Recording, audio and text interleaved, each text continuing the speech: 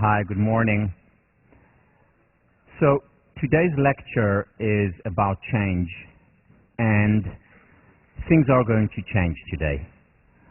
Our relationship is going to change today, so stay tuned. Last time we ended by talking about the different kinds of change. The first approach, the gradual approach, like water wearing down stone, chipping away gradually, slowly, taking our time. The second approach, the acute change, the sledgehammer breaking stone, creating a new pathway, a new channel.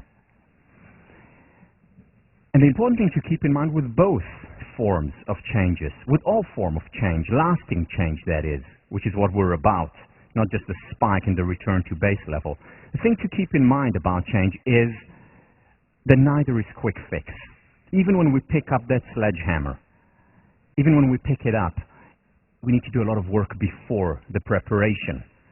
So for example, gradual change, slow change would be doing the gratitude exercise every day, slowly becoming more and more of a benefit finder, gradually looking more at the positive, creating a new neural pathway, neuron by neuron. Remember, neuroplasticity and neurogenesis, two very important concepts, because just by knowing, by understanding that our brain changes, that in and of itself makes us more likely to change. And this is work done by Carol Dweck, whom I'll discuss in future courses when we discuss perfectionism.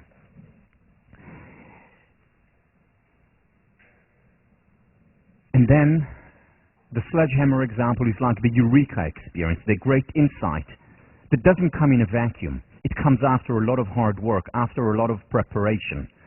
You know, the 99% perspiration that leads to that inspiration. So no quick fix. And the belief in quick fix, the expectation of a quick fix, that is one of the reasons why levels of depression are so high today. Because people are frustrated, they're disappointed, they think that there is something wrong with them when they don't succeed in the quick fix, but I just read in a book that it's possible, that if I do these 5 things, I'll be happy for the rest of my life, and I do these 5 things, and I'm not happier. And then I begin to question myself. No quick fix. It takes time. No 5 easy steps to happiness.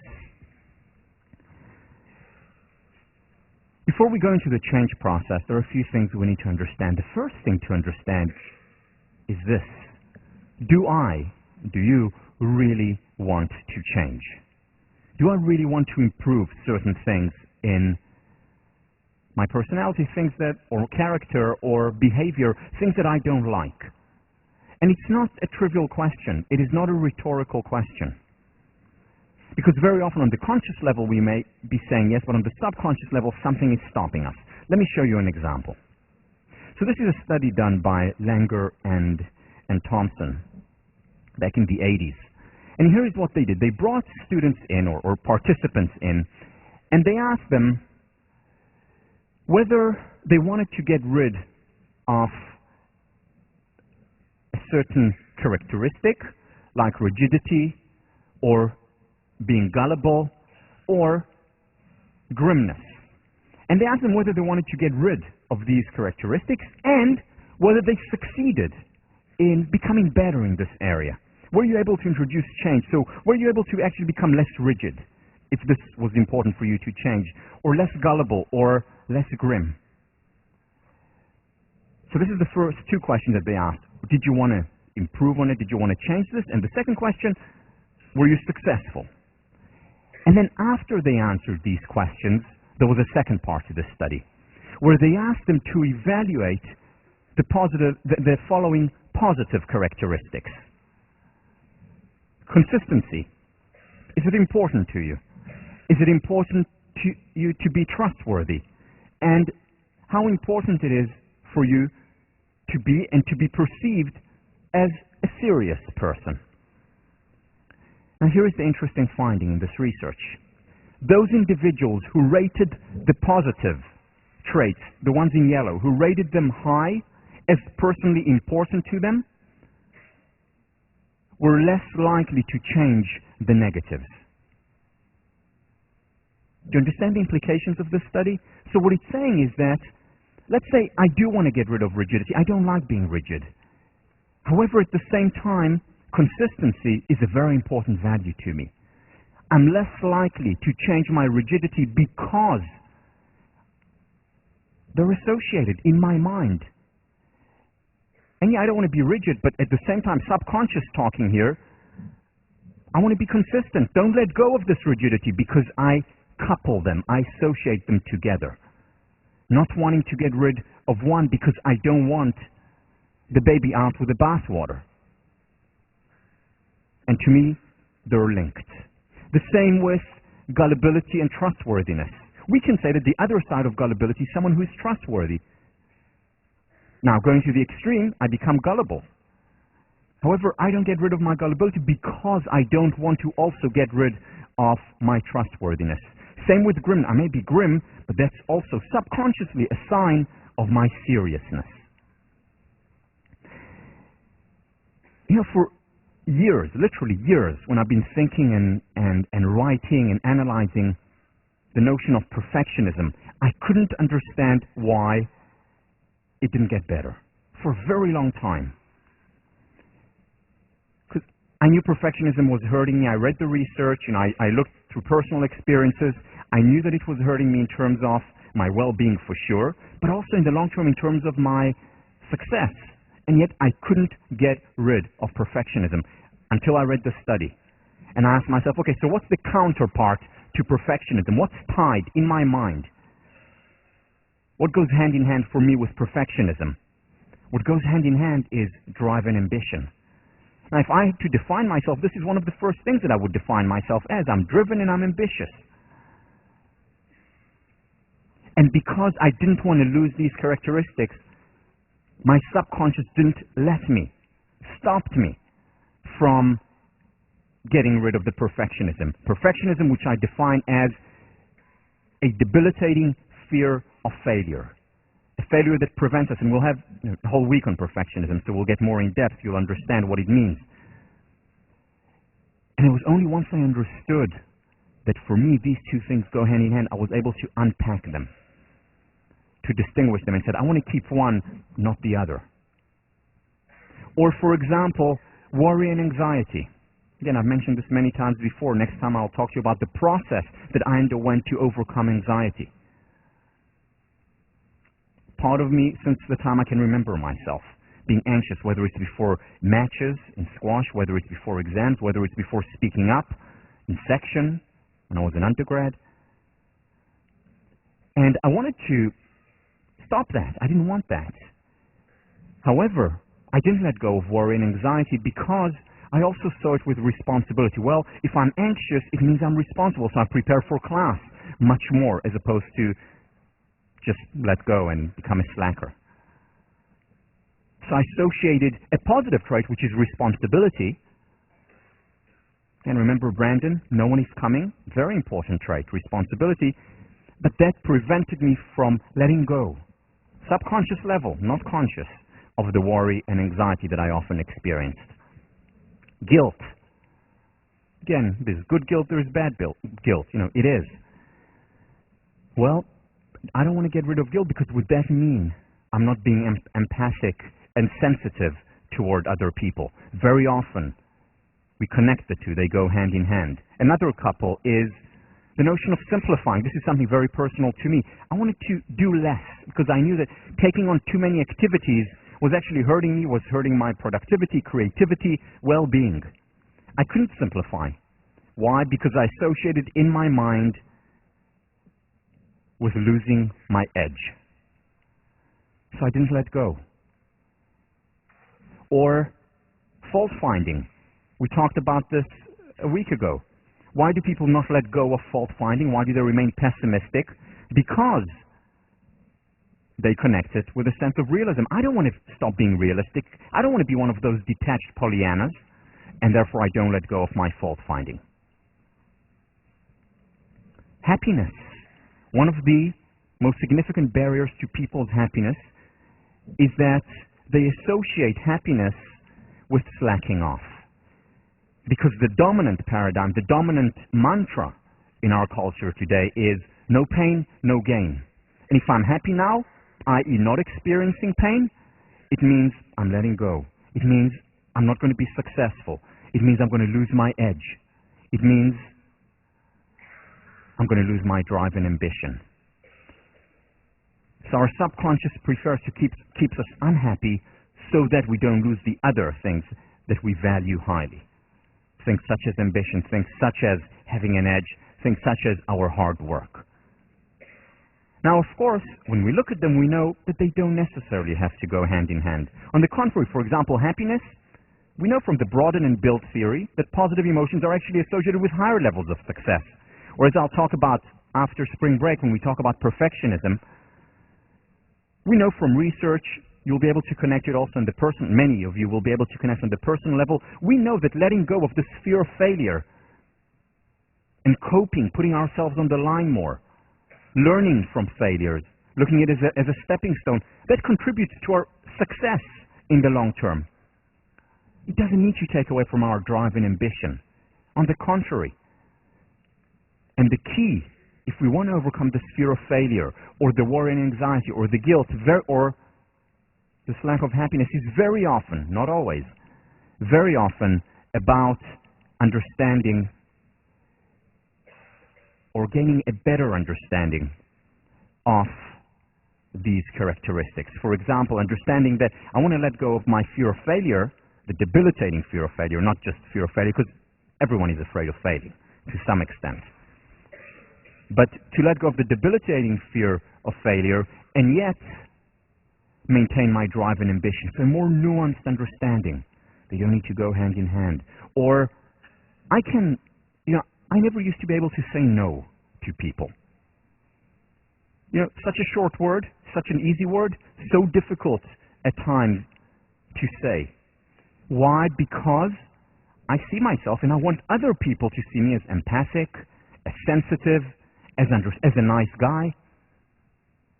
But then I unpack the two. And I really, it doesn't have to go hand in. I can say no to people very sensitively.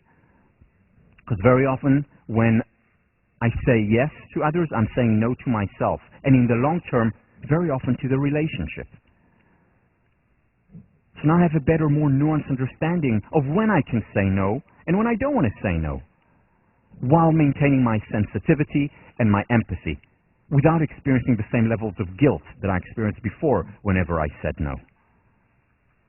And the same you can do for every one of these characteristics. So think about, what if you wanted to change for a very long time and weren't successful in? Was it perfectionism? Was it, this very serious grimness, and you wanted to be more playful? Well, maybe you didn't want to get rid of it because you were afraid of losing your seriousness. And you don't need to. The baby can stay, the bathwater can go, if we have a more nuanced understanding of what it is we want to change. In section next week, you're going to do an exercise with your teaching fellows called sentence completion. In that exercise, this is exactly what you're going to do. You're going to identify, it's an exercise devised by Nathaniel Brandon. You're going to do an exercise that will help you identify what you want to get rid of and what you want to keep. And very often that switch that you make in your mind, subconscious as well as conscious mind, can open the floodwaters, the gates to a new channel, new pathway in our brain, real lasting change.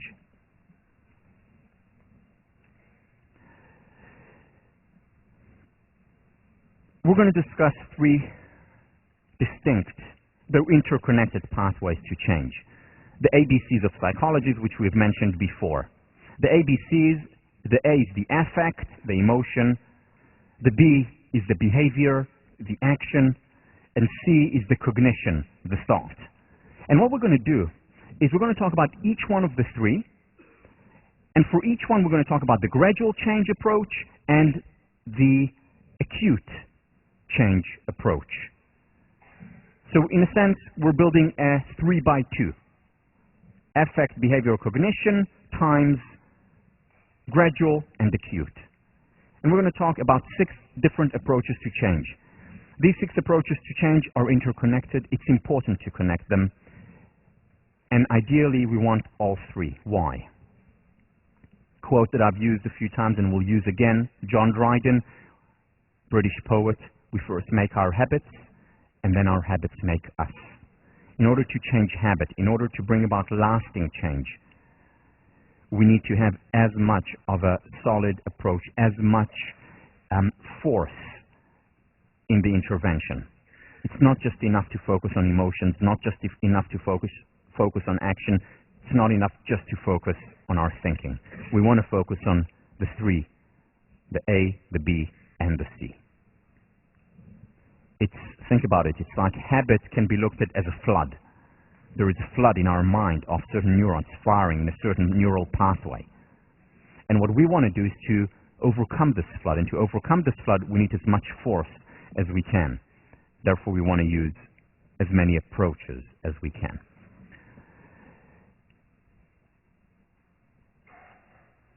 Before we jump into the A, one more thing. What do we want to change? What can we change? And what can we not change? So according to researchers led by the likes of Sonia Lyubomirsky, Ed Diner, happiness comprises, or to explain an individual's happiness, we need to look at three factors. The first factor is the genetic set range.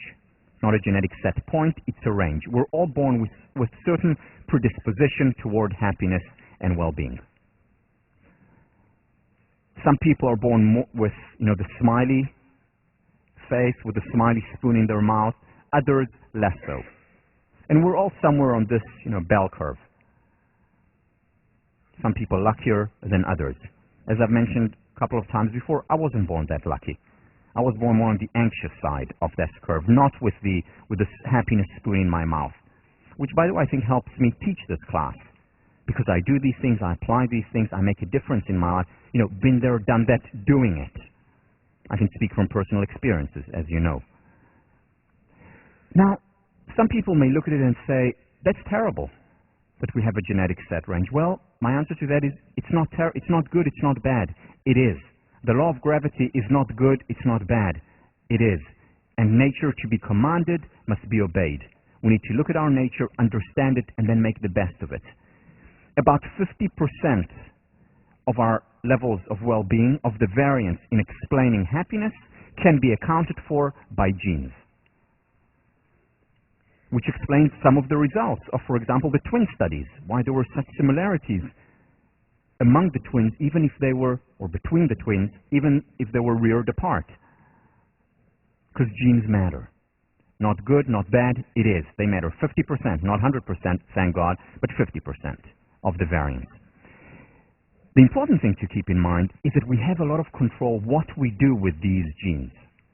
One could argue that success, and I'm just throwing out numbers, I don't know what it is exactly, but success of basketball players is determined 50% by genes in terms of how much fast twitch versus slow twitch they have in their muscles, how high they can jump, how coordinated they are, how tall they are. All these things matter. They go into and these are determined by genes. However, if Michael Jordan hadn't worked on his basketball, I would be a better player than he is. If he didn't work on his basketball at all. And I did and do.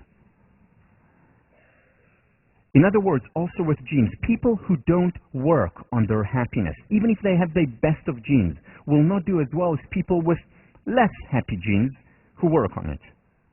So work matters a great deal. The second thing that matters, that makes up the 100% of variance of happiness, external circumstances. Of course, extreme circumstances make a lot of difference, whether we're living in a free country versus oppression. That makes a lot of difference. However, in general, external circumstances beyond the extremes, beyond being homeless on the street, make very little difference. In fact, about 10% of the total variance. So, genetic genes, 50%, external circumstances such as place of residence, such as income, such as weather. And again, not for people, for example, who have seasonal affective disorder. Then of course it matters whether we get sun or not. I'm talking about most people, not people with SAD. So, out of these extremes, the external circumstances matter about 10%. Not much. The third thing, the rest of the 40%, is accounted for by intentional activities. What that means is what we do, how we act, what we think about, how we interpret the world, what we focus on. In essence, what 1504 is about. What we've discussed since the first class, what we're going to discuss even more in the second half of the semester. These intentional activities, our focus, these are essentially our ABCs. This is where real, meaningful change comes. And this is where we're going to focus. Would be nice if we could do something with our genes. Would be nice. Cannot.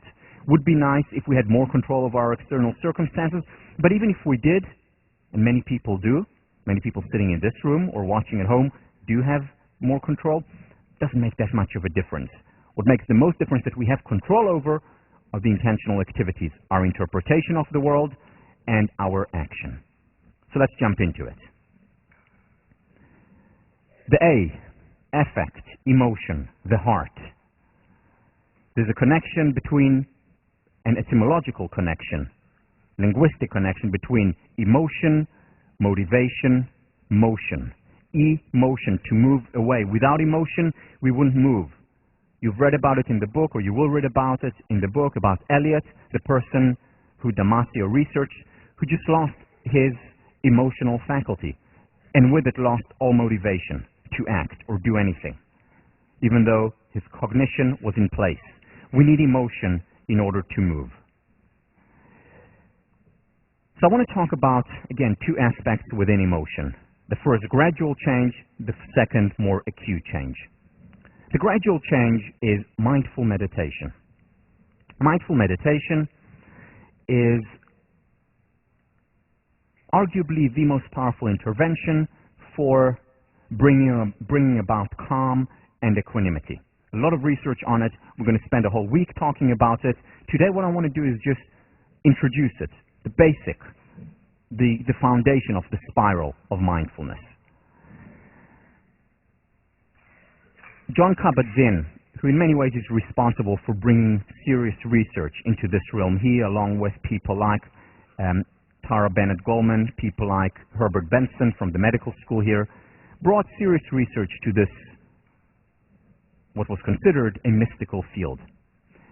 Cultivating mindfulness can lead to the discovery of deep realms of relaxation, calmness, and insight within yourself. The path to it in any moment lies no further than your own body and mind and your own breathing.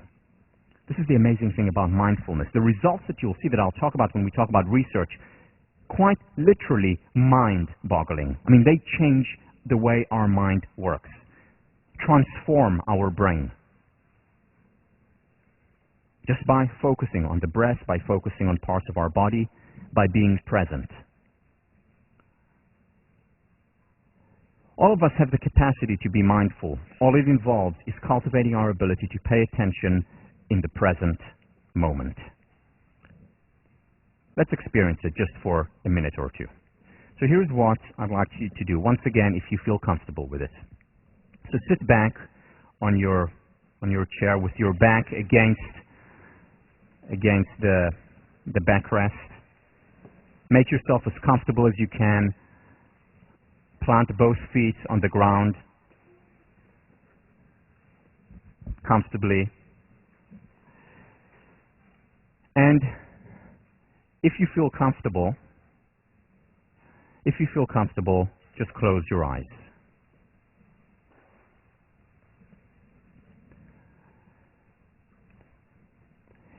And move your attention to your breathing.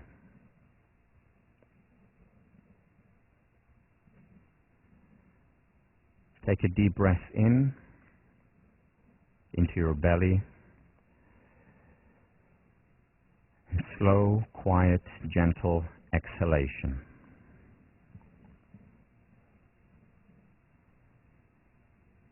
Deep, slow inhalation all the way into your belly. Slow, gentle, quiet, long exhalation. If your mind wanders, Just return to your breathing.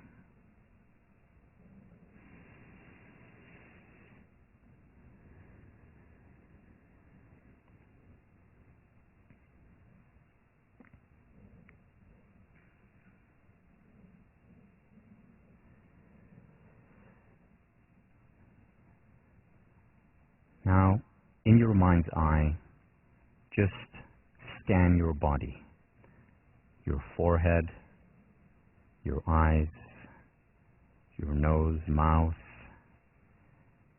your neck, your chest, your upper back, lower back, your legs, all the way down to your feet. Just scan your body while continuing to breathe deeply, slowly, and gently.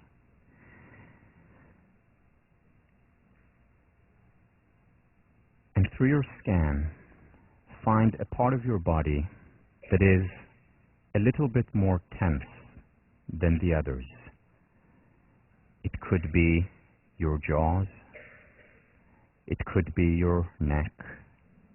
It could be your shoulders, your stomach, where you're feeling a little bit of disease.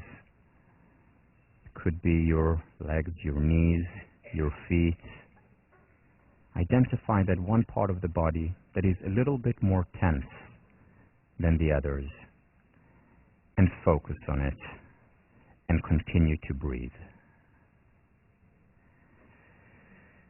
Take a deep breath into that part of your body, and when you let go, when you exhale, also let go of the tension that's there. Just relax it. And take a few deep breaths into that part of your body and relax it and let go.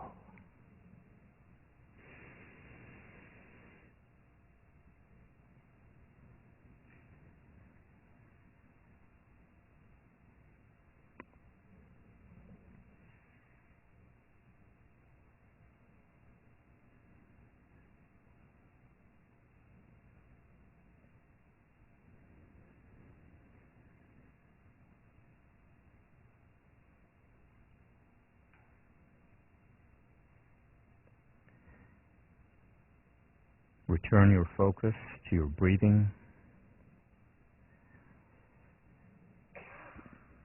Take a deep breath in, and slow, gentle, quiet, long exhale, relaxing with the exhalation.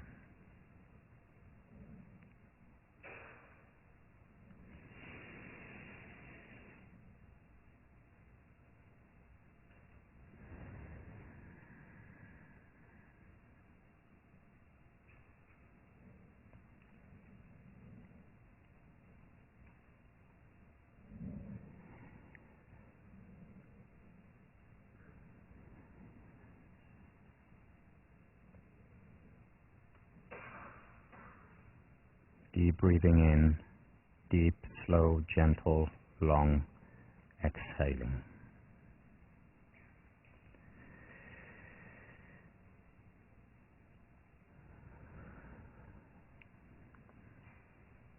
And at the end of the next exhalation, gently, slowly, quietly open your eyes.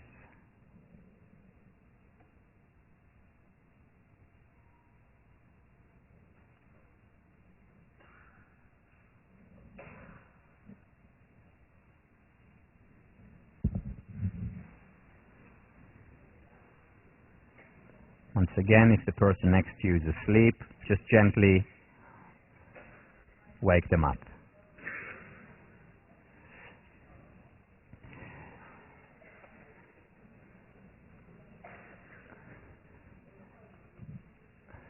Tara Bennett Goldman.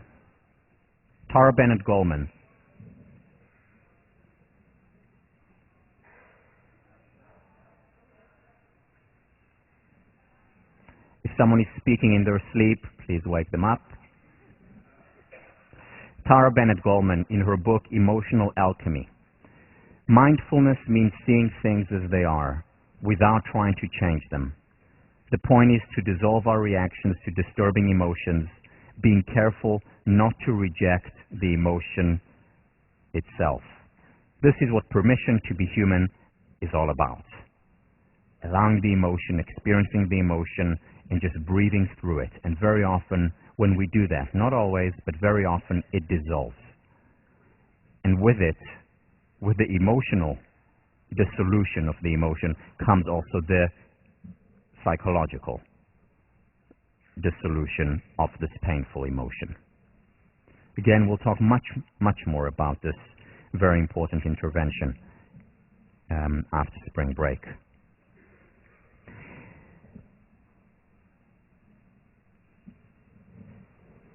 This is about gradual change. What we'll see when we talk about research is that even if this is gradual change, within as little as 8 weeks of regular meditation, our brain actually starts to change its form, to transform. Our immune system strengthens after as little as 8 weeks of regular daily meditation. And it doesn't have to be 5 hours a day, as little as 30 minutes or 20 minutes a day can already affect change. This is gradual, slow. Hopefully something that you will take up as a lifelong intervention. Here is an example of more acute change when it comes to our emotion.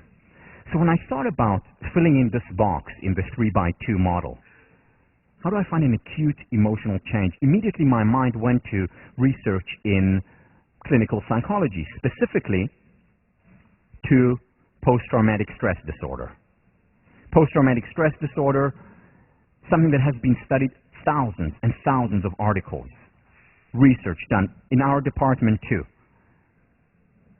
And when I looked at it, I said, well, this is an example of an acute change, a very acute change, because what happens when we have a trauma, many people after the trauma are changed forever, for the rest of their lives, if they have PTSD. It actually changes the chemicals that flow through our brain. It changes the structure of our brain, creates new neural pathways, kills a lot of old neural pathways as a result of a single experience. It's a sledgehammer.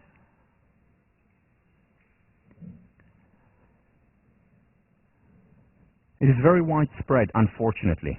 I mentioned it last time. 30% of Vietnam vets have PTSD. 30%. 8% from the first Gulf War have PTSD. As I mentioned, we don't have the exact data yet from the second Gulf War, but the numbers are likely going to be higher than that. After 9/11, or before 9/11 rather, there were 20,000 individuals with PTSD south of 110th Street, New York. Right after 9/11, 60,000 individuals with post-traumatic stress disorder. Now this has consequences. Again, it has consequences on the way our brain functions very often, not always, but very often for the rest of our lives.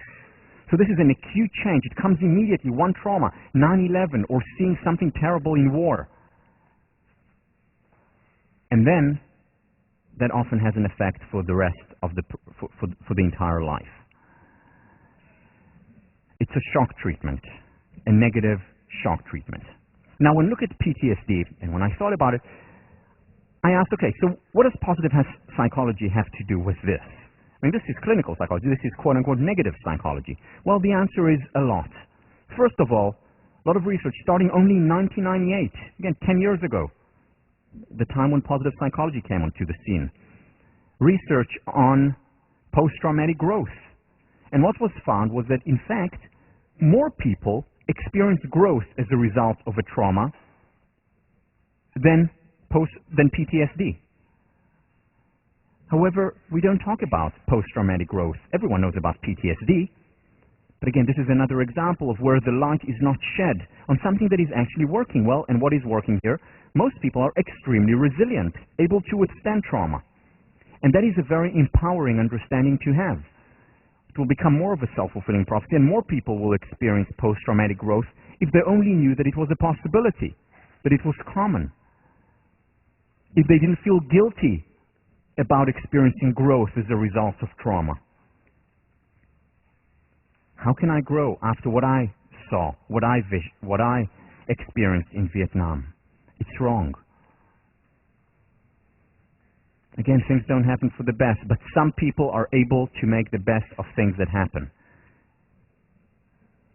Post-traumatic growth. It happens when people begin to focus on the benefit.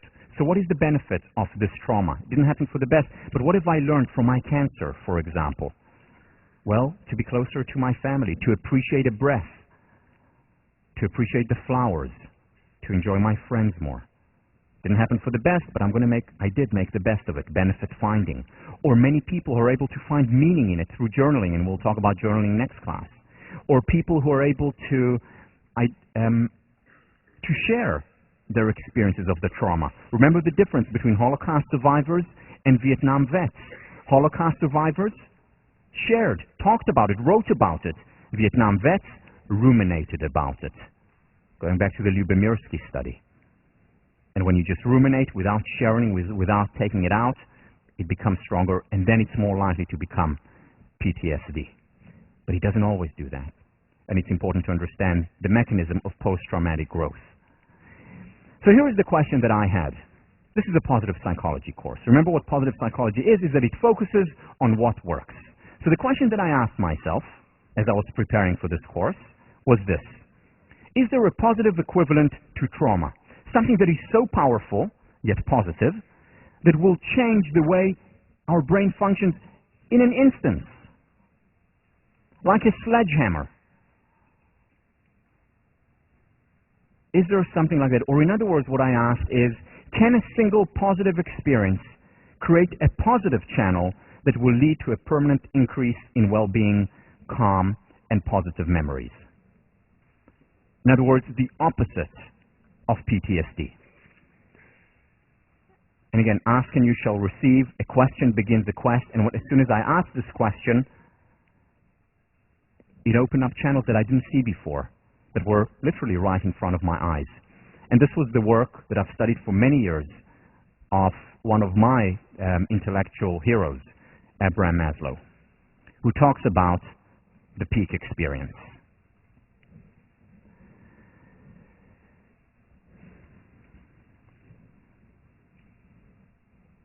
Now, what I'm going to talk about now is more hypothesis than well-grounded research. It's a hypothesis that I hope some of you will research either here as senior thesis or in the future. Will encourage people to research these ideas. Everything that I share in this class is based on very rigorous research. This is one area where it's a hypothesis. But bear with me and see what you think of it, of this hypothesis, when I finish explaining it. Because there is some research on it, not enough, for a stamp of approval yet. But think about it. Does it make sense? So let's see, what is a peak experience? Maslow's definition of a peak experience, it's a generalization for the best moments of the human being, for the happiest moments of life, for experiences of ecstasy, rapture, bliss, of the greatest joy. I found that such experiences came from profound aesthetic experiences, such as creative ecstasies, moments of mature love, perfect sexual experiences, parental love, experiences of natural childbirth, and many others. Everyone, or most people, have experienced peak experiences. Again, whether it was with your girlfriend, boyfriend, whether it was reading a book, whether it was listening to your favorite piece of music. Just being one with the experience. It's what many theologians talk about as the religious experience, a spiritual experience, where you just walked through the yard and suddenly felt one with John Harvard. Well, maybe not. But experience just one with everything. This is the experience that they talk about in Zen, being connected to the present, feeling so good, so complete, like you don't need anything else. Everything is right here. I know I experienced it with my family at times. Last night, having dinner with my family and friends, we were sitting around and I just felt, this is it. What else do I need? Just being so complete, so in the moment. A peak experience. Now, these peak experiences usually don't last for very long. They come and they go. It's a peak. However, they can, and often do, have repercussions. Now, maybe you can see now where I'm going with this. So what I thought about when I thought about peak experiences was maybe, just maybe, this is the positive equivalent to the trauma. Maybe it's a shock treatment of ecstasy that can have effects beyond just the experience itself, just like PTSD has effects beyond the experience itself. There are people today who are living and reliving 9/11. Still affecting them, still affecting their brain, created new channels, new pathways that didn't exist before 9/11/01. So is peak experience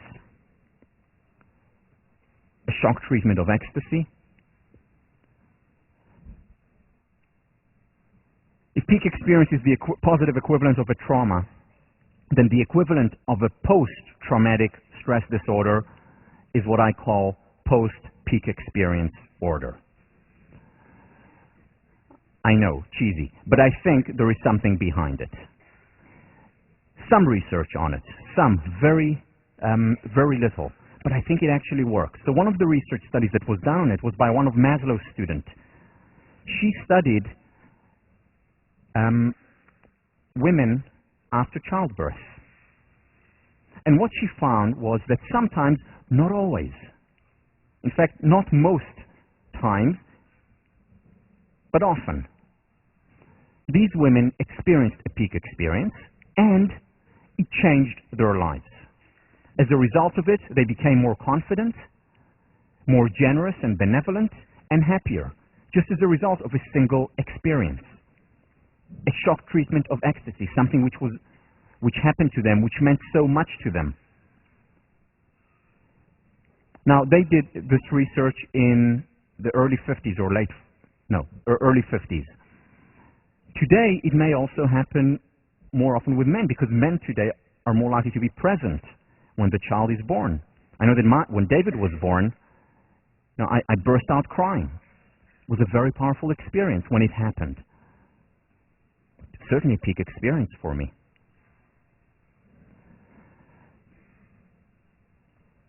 Here is what Maslow says about peak experiences, and again, not talking explicitly about post-peak experience order, but alluding to it. Peak experiences often have consequences. They can do the same there as psychotherapy. If one keeps his goals right, and if one knows just what he is about, and if one is conscious of what he is going toward. We can certainly talk, on the one hand, of the breaking up of symptoms, like the breaking up of cliches, of anxieties, or the like. Or on the other hand, we can talk about the development of spontaneity, and of courage, and of Olympian or godlike humor and suchness, sensory awareness, body awareness, and the like. So what he's saying here is that these effects can have consequences beyond just the peak experience, if we do certain things, such as follow up on it. William James, in the Varieties of Religious Experiences, talks about such moments that change lives and how they change lives.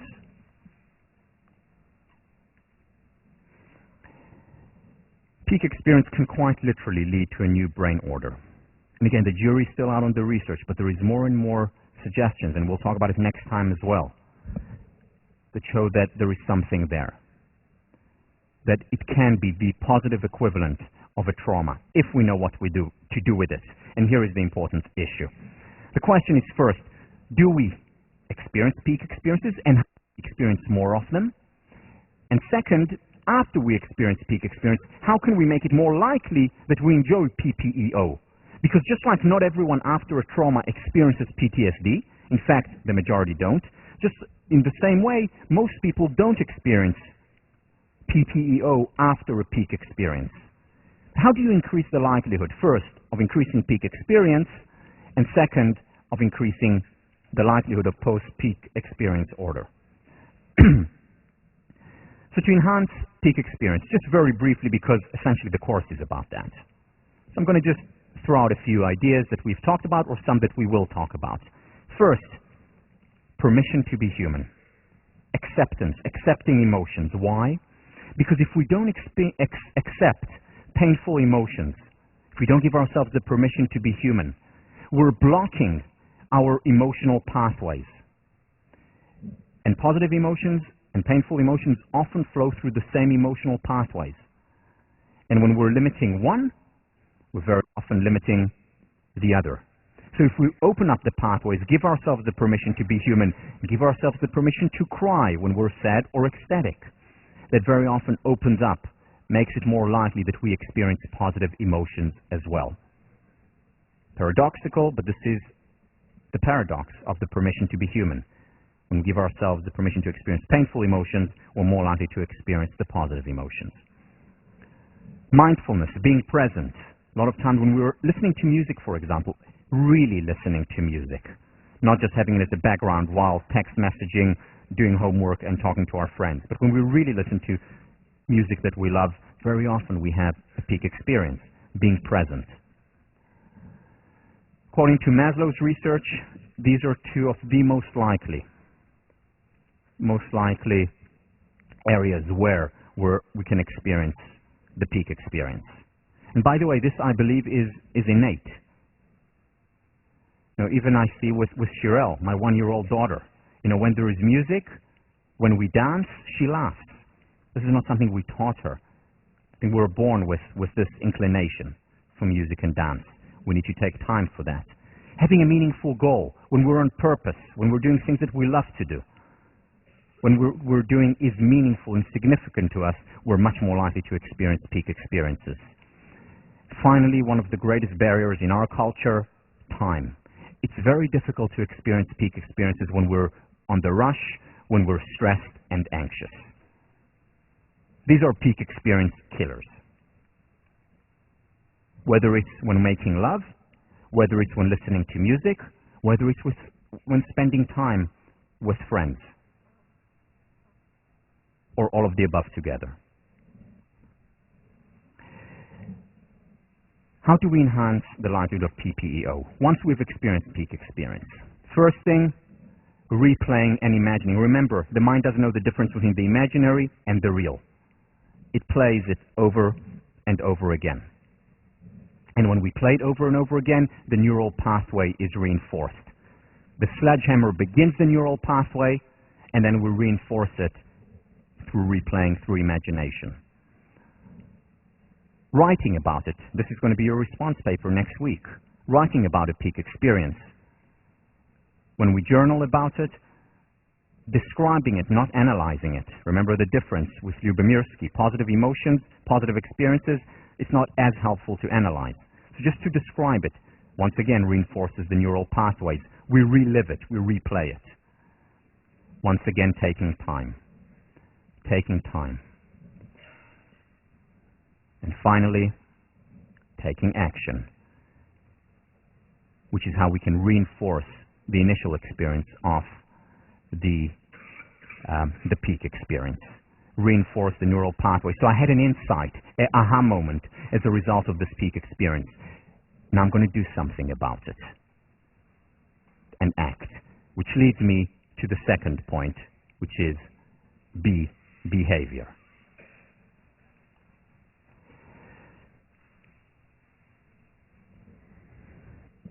I've been teaching and participating in workshops and seminars and classes on self-improvement, psychology, positive psychology, clinical psychology for almost 20 years.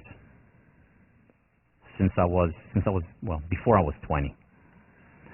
And what I noticed in other people's workshops or in my workshops and seminars and classes is the following. Most people, if the workshop or the class is good, exit the classroom or the weekend or the semester, if they were here before, they usually experience a relative high after. But there are two groups of people. Both groups experience a relative high. The first group, which unfortunately are the majority, after that high, go back to their base level of happiness. Something we're familiar with. The second group, not the majority, but not a small minority, experience that high after. That high doesn't last forever. However, they go back, but when they go back, their base level of well-being is higher than it was before. And they continue to have their vicissitudes, but this time along a higher base level of happiness than before. Now, needless to say, I wanted to understand why people experience this, some people, and other people experience this, because I want people who take my class to enjoy lasting change, as opposed to temporary, nice, feels good, not enough. Doesn't justify the effort that they put into the workshop, and doesn't justify the effort that I put into my work. So I wanted to understand the difference between the two. And here is the single most important difference that I identified between these two groups. Group 2, the distinguishing characteristic was that after the workshop or class or seminar, not at the end of the semester if it was a semester-long class, after each class or after many of the classes, introducing immediate behavioral change. They don't wait and say, okay, after the course is over, I'll reevaluate my life and see how I do. Immediately introducing real behavioral change. Doing exercises that we talked about in class. Taking risks that they haven't before, but introducing change immediately. Not waiting. And those who introduce change immediately don't have a high or a peak experience constantly, but their base level of happiness goes up, as opposed to going down, returning to where it was before when there was no behavioral change. And now I start every workshop and seminar, when I have a few-day workshop or seminar, introducing this model of change. What we know from a lot of research in psychology is that there is a relationship between attitudes and behaviors. And we talked about it, we alluded to it already in the past. So we all have attitudes, whether it's attitudes about psychology, whether it's attitudes about another person, whether it's attitude about myself. And these attitudes affect our behavior. So for example, if I have a positive attitude towards psychology or positive psychology, I'm more likely to take 1504 than if my attitude towards psychology and positive psychology is negative.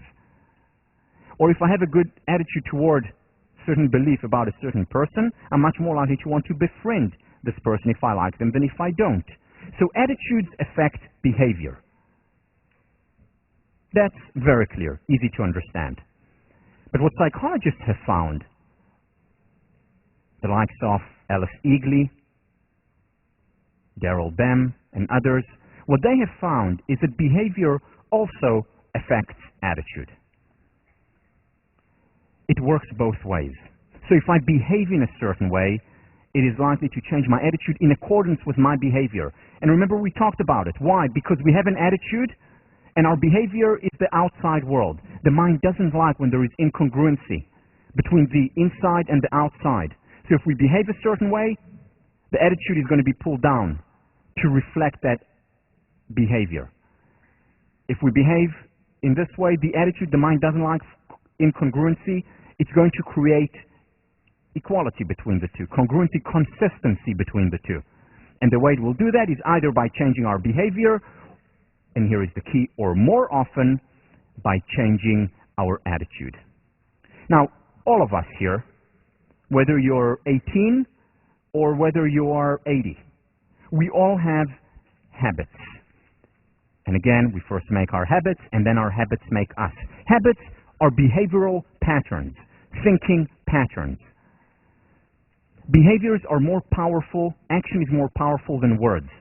If we have a certain behavior that we had before the class, what the class does is change your attitude about a certain thing. But if it doesn't match with your behavior, after the class, the mind looks for consistency, the attitude is going to be pulled down back to where it was before, unless your behavior changes to match your change of behavior. All a class can do, whether it's 1504 or Justice or Psych 1, all a class or a workshop, a seminar, all they can do is introduce attitudinal change. In this class, the attitudinal change is one, for example, self-esteem. What is self-esteem? The attitude that I have toward myself. High self-esteem, positive. Low self-esteem, negative. What is a benefit finder versus a fault finder? It's the attitude toward the world. Do I see it as positive, as a resource for well-being? or do I focus on the negative as a fault finder? Perfectionism. It's an attitude toward failure. But all this class can do, all I can do, all your TFs can do is introduce or encourage attitudinal changes to convince you through research that learn to focus on the positive. However, if you don't follow up with behavior, and that means doing the gratitude study, the gratitude exercise, that means writing the letter, your response paper for this week, but doing it regularly. Unless behavior is going to follow, the attitude will go back and reflect your attitude and your behavior from before the class or before the intervention. There has to be behavioral change. Let me show you some studies showing the impact of behavioral change. This was done prisoners of war in American prisoners of war during the Korean War. And what Edgar Schein, who's just across the street here at MIT, showed was that the captors of the Americans got them to change their mind about communism, about the Chinese captors. How? Gradually. By simply asking them, write about the good things within communism. We know you don't like communism, you wouldn't be fighting us if you did, but write about the positives of it. Write it to your prison mates, write letters home, telling them how you're being treated, and making sure, of course, that they only focus on the good. So they didn't ask them to lie necessarily, though often they did, but they asked them to focus on the positive. Over time, their attitude actually changed, and they became actually more open and more positive toward their captors, because their behavior, writing letters, talking to their friends about it, they had to give lectures on it, was one of, I feel positive about this, and their attitude over time actually changed and they became more positive. Cognitive dissonance, those who've taken Psych 1 or others heard about it. Cognitive dissonance is when there is incongruence between two thoughts, when two beliefs are conflicting. We don't like it, we want there to be a match. Or when there is a conflict between behavior and a belief. And what cognitive dissonance says is that this dis-ease has to be resolved. And the way we resolve it is usually by getting our attitudes, our thoughts, our beliefs to match our behavior. Again, behavior is more powerful than words. Self-perception theory, we talked about a lot. I'm not going to elaborate on it anymore. We see ourselves and we derive certain conclusions about ourselves. Facial feedback hypothesis. If you put on a frown now, or a nice gentle smile, your body chemistry is actually going to change to reflect whatever your face is showing. So this is a quote by, where is it? By Thich Nhat Hanh, difficult to pronounce his name, a Buddhist monk. Sometimes your joy is the source of your smile, but sometimes your smile can be the source of your joy. So we actually influence our body. We actually influence our mood through our face. That's why actors very often can get into whatever character they're playing simply by acting, because there is the facial feedback to the rest of your body. You actually release chemicals according with the face that you're making. William James. Whistling to keep up courage is no mere figure of speech. On the other hand, sit all day in a moping posture, sigh and reply to everything with a dismal voice, and your melancholy lingers. Smooth the brow, brighten the eyes, contract the dorsal rather than the ventral aspects of the frame, and speak in a major key, pass the genial compliment, and your heart must be frigid indeed if it does not gradually thaw. What essentially William James is talking about is something beyond the facial feedback hypothesis. It's something where there is not much research, just a little research on, which is the body feedback hypothesis. If you sit down all day like this versus upright and proud, it will affect your mood. It will affect how you feel about yourself in a few ways. First of all, the message you communicate to yourself, self-perception theory, but also in terms of how other people perceive you.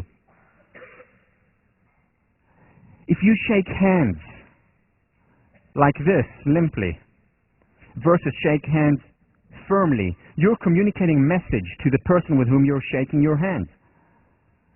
And that message comes back right at you, both in terms of how they perceive you, and that impacts you, but also in terms of how you perceive yourself.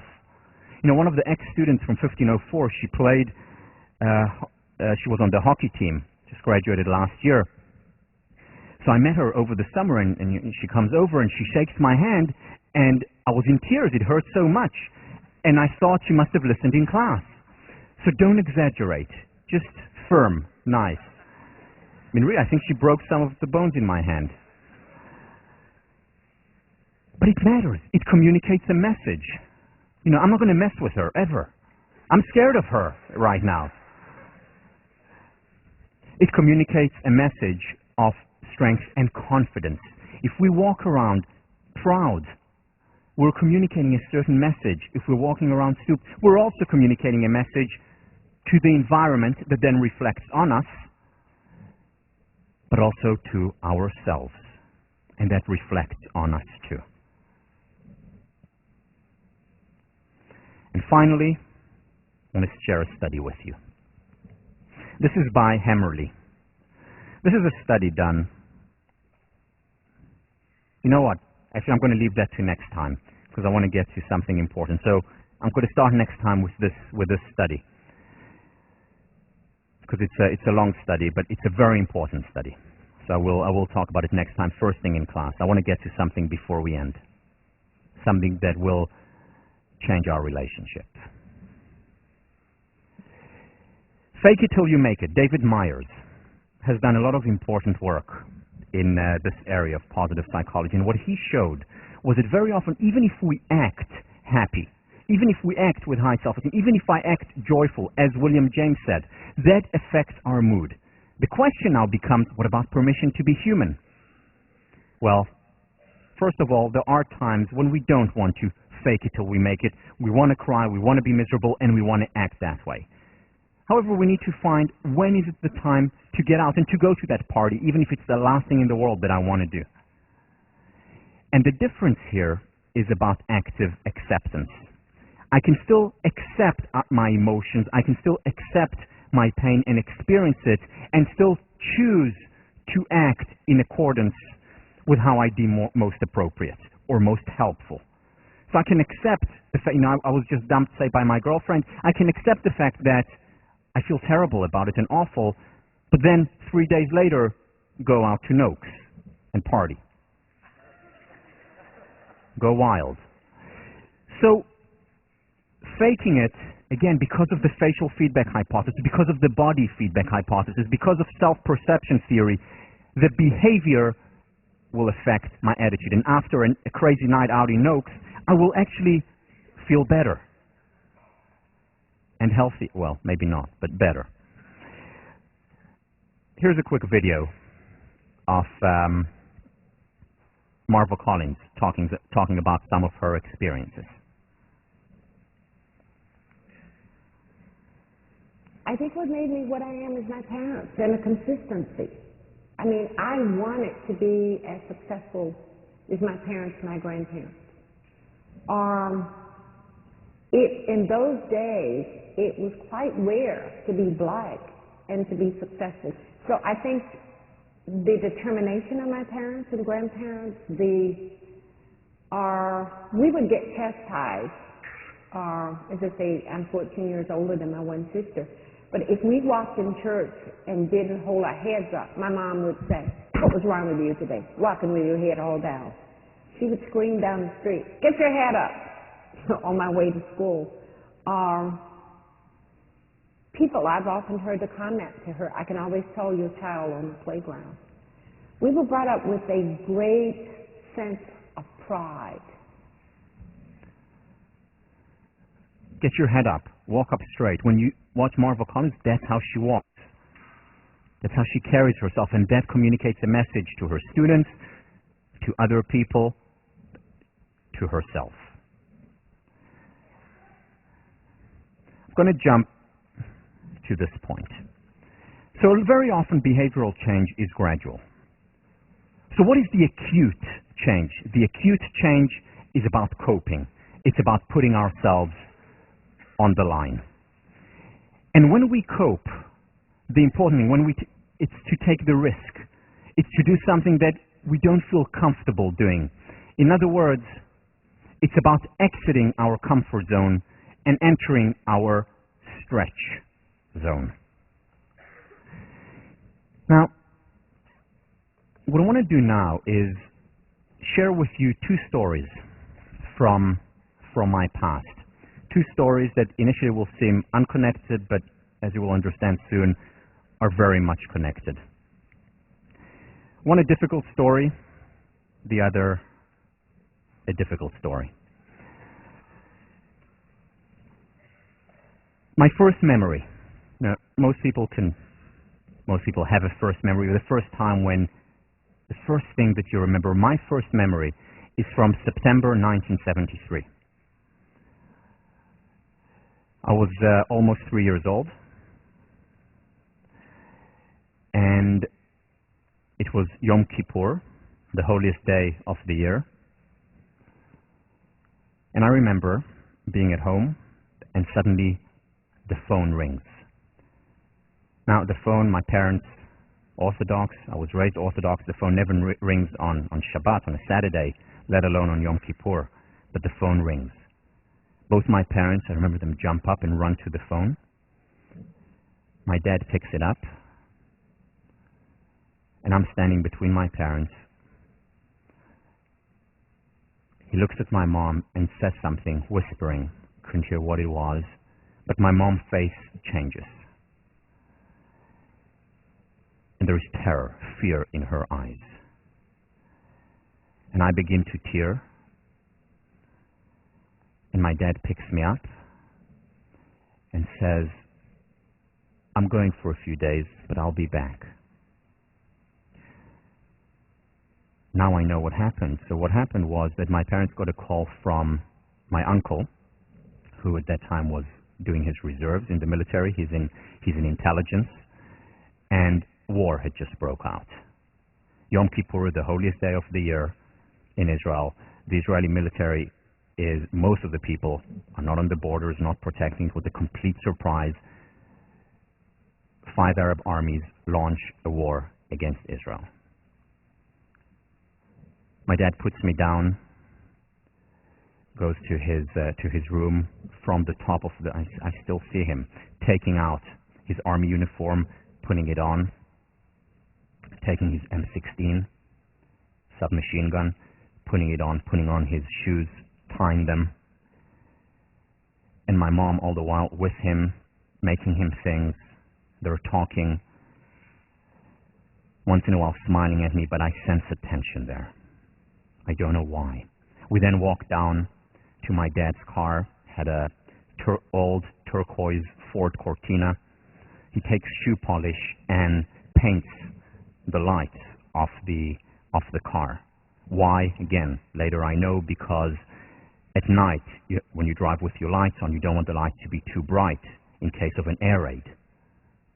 So he paints the lights, and I watch him do all that.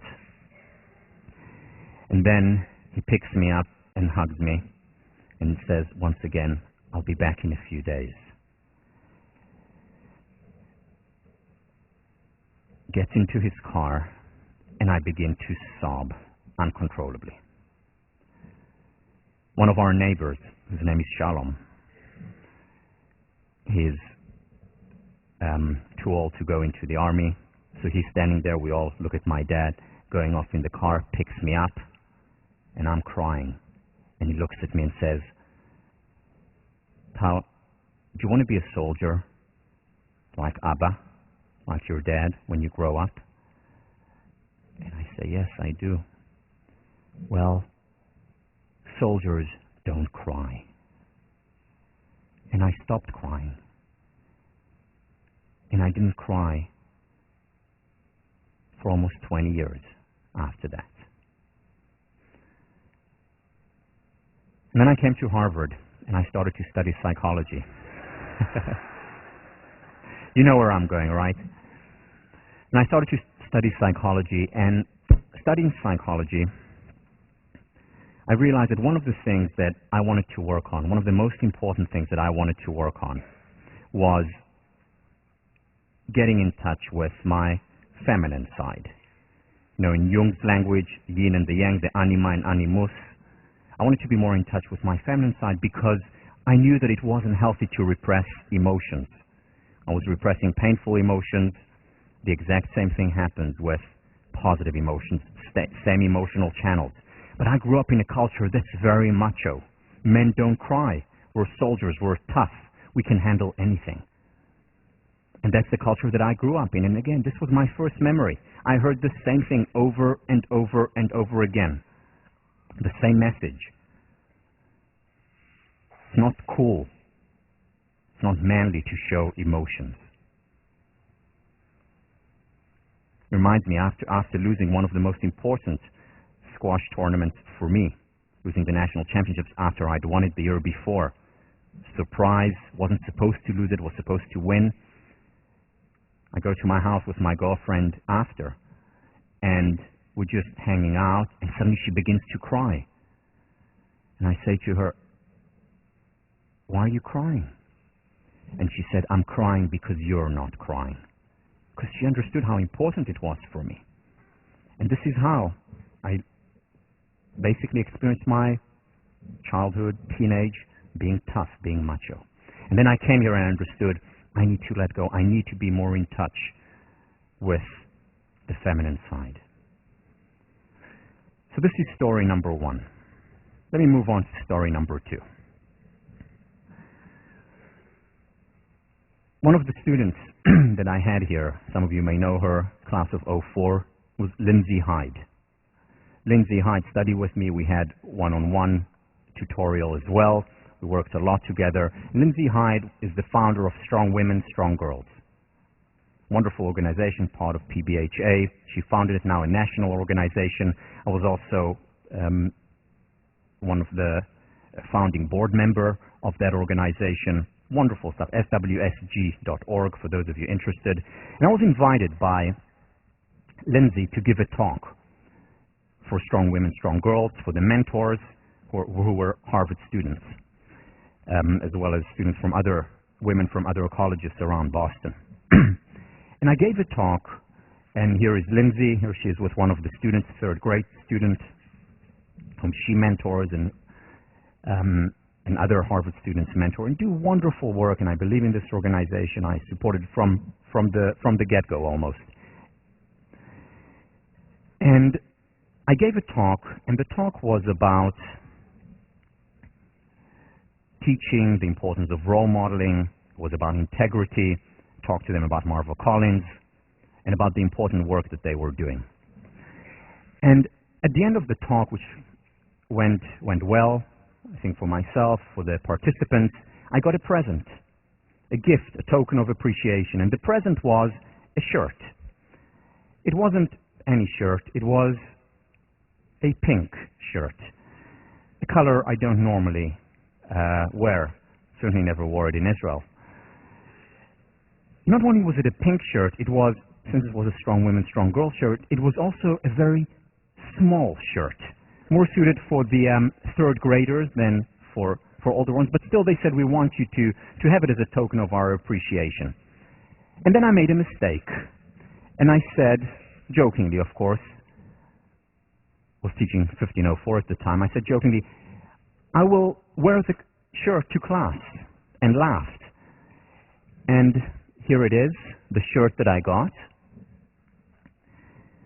And then there was another student of mine from 1504, Tori Martin, who ran the organization at that time, took over from Lindsay at Harvard. And Tori Martin said, "I'm going to hold you to it." And I laughed and then almost cried. Because what do you mean hold me to it? I mean, I was joking. She said, "Look, you just talked to us about the importance of integrity," which I did. I mean, look here, integrity, it's even on behind. I did. And I said, that's right, I did. So what, am I going to go back on my word?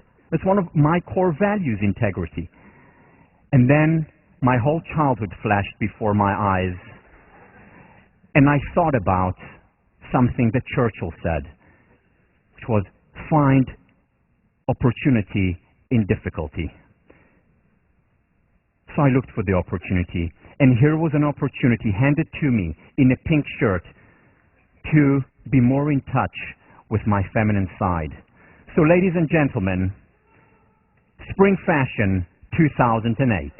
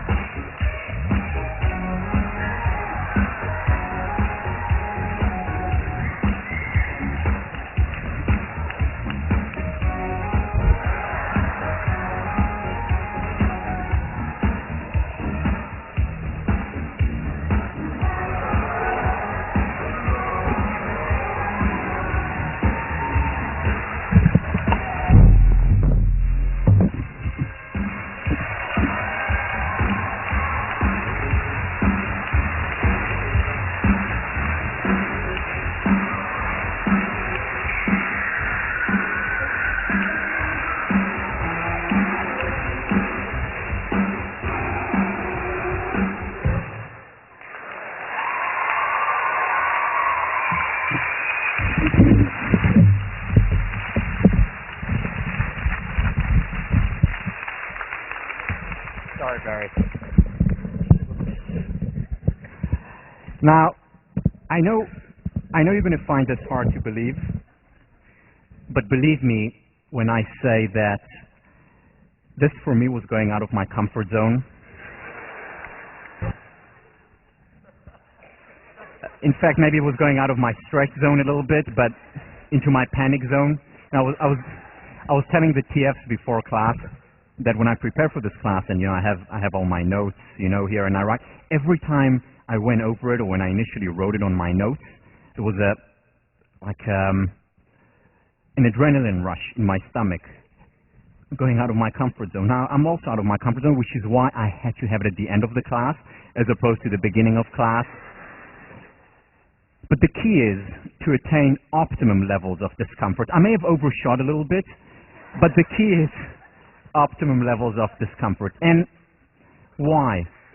There is no other way to change. I can think about it all day long and say, I want to be in touch with my feminine side, or I want to be more courageous.